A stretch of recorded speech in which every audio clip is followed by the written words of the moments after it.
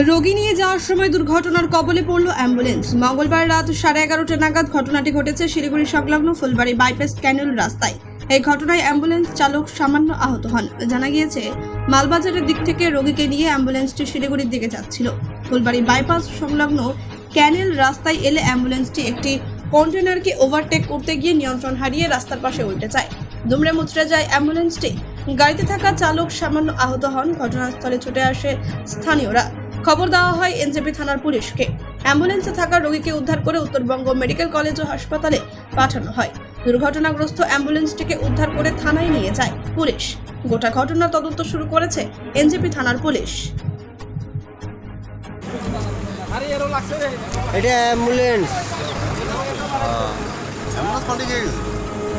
পাল্টে গেছে। ড্রাইভার হয়তো দারু হয়েছিল, না হলে তো এই ঘটনা হয় না।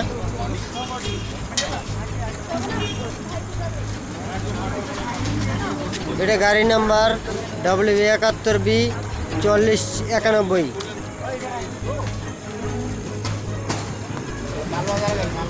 মালবাজারের গাড়ি হতে পারে।